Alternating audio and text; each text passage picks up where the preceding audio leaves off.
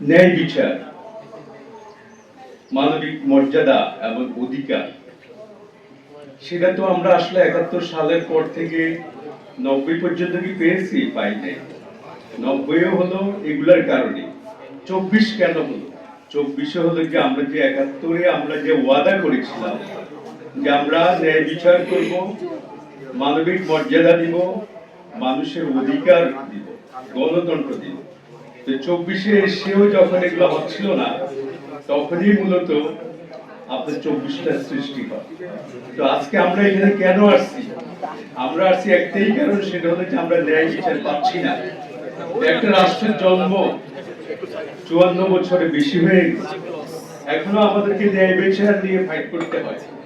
এটা তো আসলে হওয়ার কথা না। এটা হচ্ছে কেন? আপনারা যদি ৭১ দেখেন, আপনারা যদি ৯০ দেখেন, আপনারা যদি ২৪ দেখেন, তাহলে যেটা দেখবেন এই আন্দোলনে আসলে কারা রক্ত দিচ্ছে, কারা জীবন দিচ্ছে, কারা আহত হয়েছে।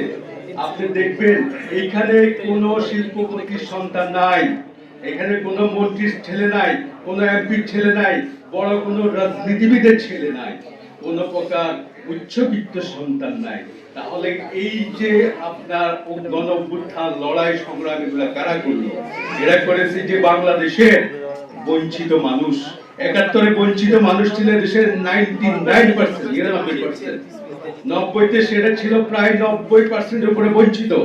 ২৪-এ সেটা এসে ৮০% উপরে মানুষ বঞ্চিত। এই বঞ্চিত মানুষ কারা? আপনারা যদি লক্ষ্য করেন, এরা সবাই আমাদের নিম্নবিত্ত, নিম্ন মধ্যবিত্ত, সর্বোচ্চ মধ্যবিত্ত।